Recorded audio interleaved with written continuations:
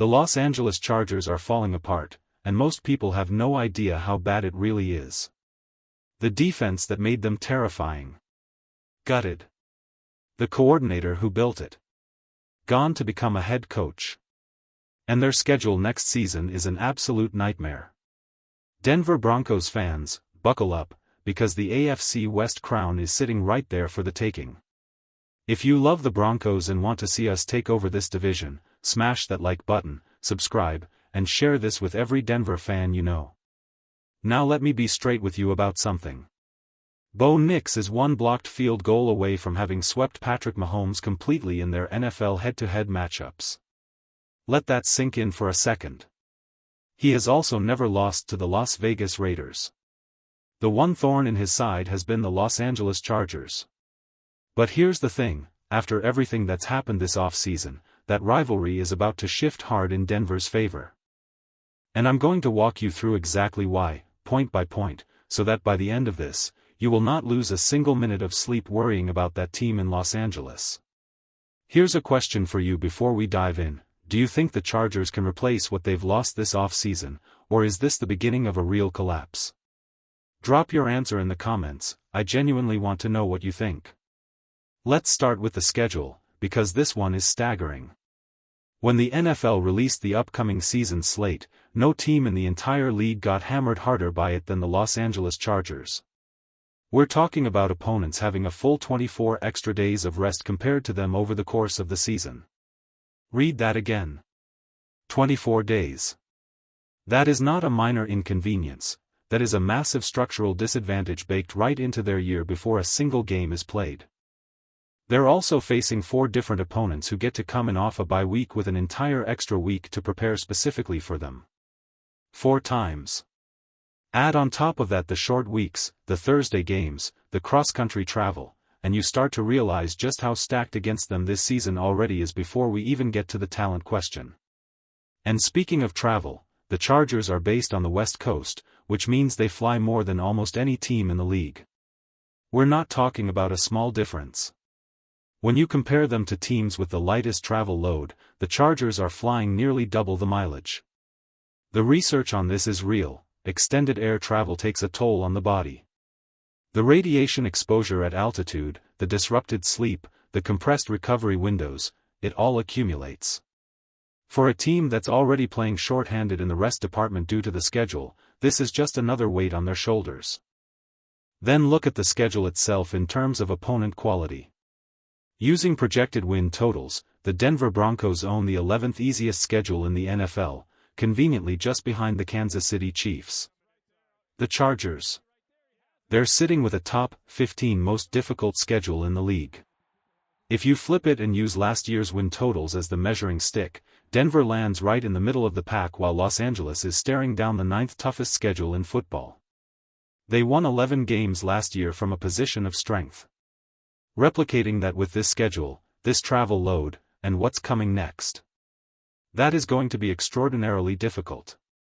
Because here's where it gets really interesting, and where Broncos fans should feel genuinely excited.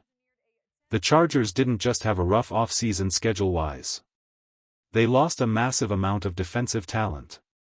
We're talking about some of the exact players who made that unit so suffocating over the past 2 seasons. Odafe Oweh is gone.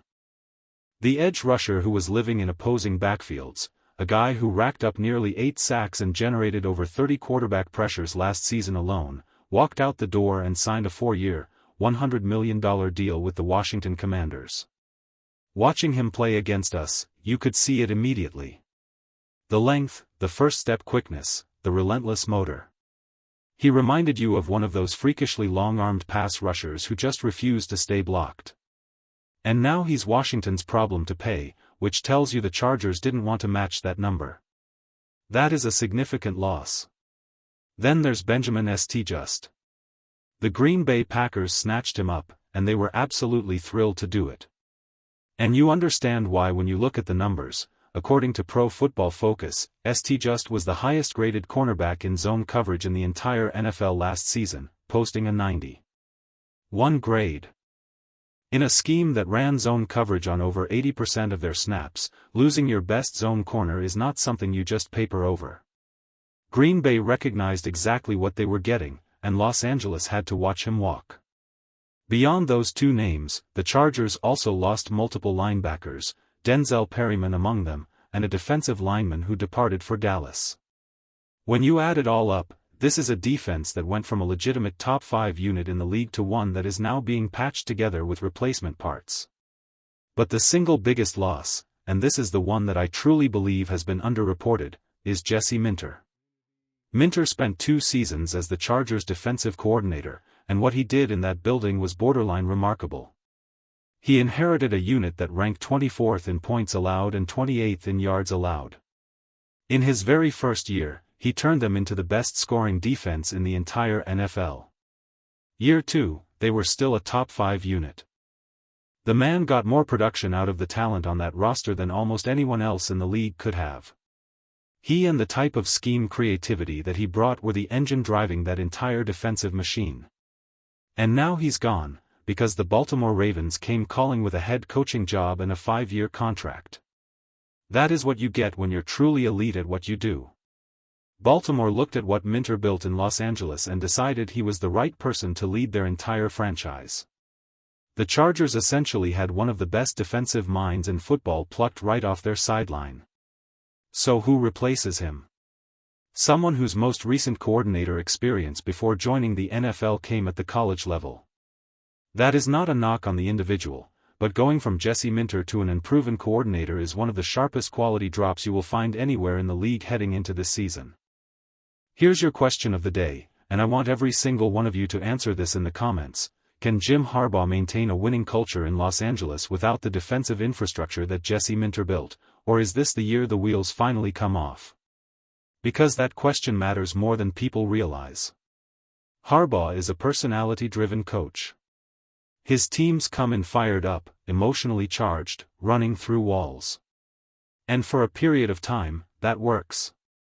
But history has shown us, and the pattern is genuinely undeniable, that his teams eventually plateau and then regress once the initial energy burns out. You saw it at Stanford. You saw it with the San Francisco 49ers, where he took them to the Super Bowl and was then shown the door. You saw it at Michigan, where winning a national championship came alongside serious institutional controversy. His teams get burnt out on the one-note intensity, and former players have said it publicly. He builds an incredible first impression and then struggles to sustain it. The Chargers are at that exact inflection point right now. They won 11 games. They scored 3 points in a playoff game against New England, a Patriots team that frankly should not have been keeping anyone out of the end zone. Justin Herbert looked completely rattled in that game. And the brutal irony. Jarrett Stidham, without Troy Franklin, without Pat Bryant, working with a depleted skill group, actually outplayed him. That performance didn't happen in a vacuum. It happened because the ceiling on that Chargers offense has real cracks in it. And now they've brought in Mike McDaniel as offensive coordinator, whose entire philosophical approach is going to create friction with the way Harbaugh wants to run a football team. That tension is a story worth watching, but it is not a story that ends well for Los Angeles. Meanwhile, the Denver Broncos are sitting with an easier schedule, a rested team, better travel conditions, and a defense that isn't hemorrhaging talent. Bo Nix is entering his 3rd year with a full command of Sean Payton's system. The chemistry is built. The confidence is real. And the Chargers, when Sean Payton looks in that rearview mirror, are not nearly as close as they appear. The AFC West belongs to Denver. This is our moment.